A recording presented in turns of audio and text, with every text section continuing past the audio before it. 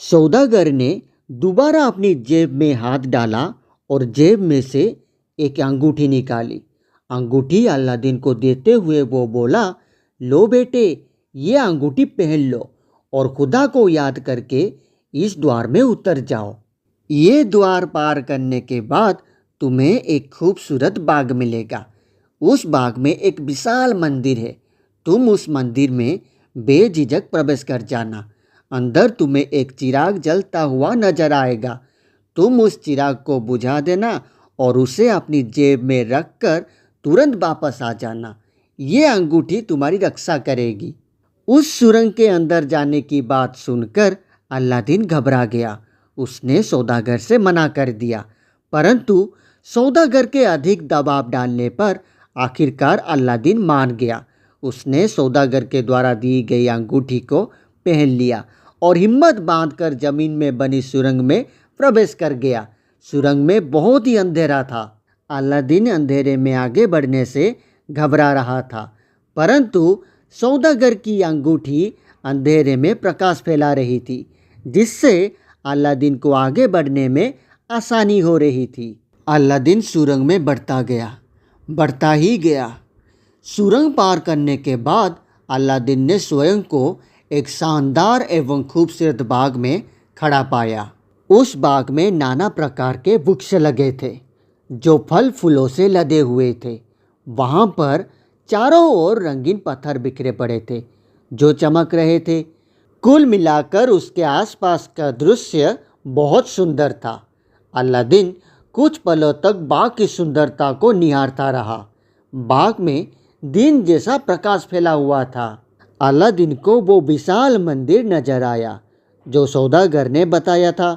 उसने बहुत से रंगीन पत्थर को अपनी जेबों में भरकर मंदिर की ओर कदम बढ़ाने लगा। मंदिर में प्रवेश करने के बाद उसने अंदर नजर घुमाया। अंदर उसे एक चिराग जलता हुआ नजर आया, जिसके प्रकाश से सारा कमरा प्रकाशमान हो रहा था।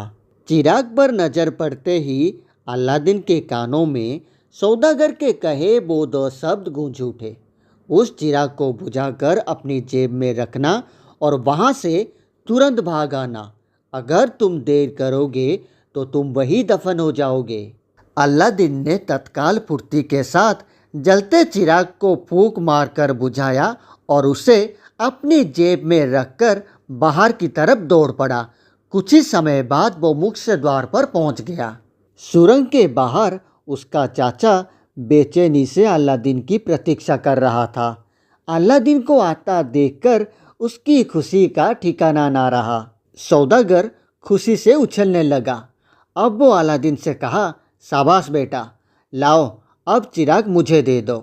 अलादीन ने कहा, पहले मुझे यहाँ से बाहर निकालिए, मेरा यहाँ दम घुट रहा है। सुरंग में सचमुच अलादीन का दम घुटने लगा था।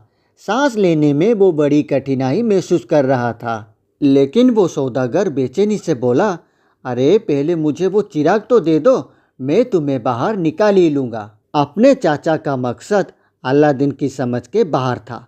वो ये नहीं समझ पा रहा था कि उसके चाचा उससे बाहर क्यों नहीं निकाल रहे हैं। अलादीन के मन में संदेह होने लगा। वो समझ गया कि हो ना हो इस चिराग में अवश्य ही कोई रहस्य है, वरना उसके चाचा अब तक उसे बाहर निकाल चुके होते।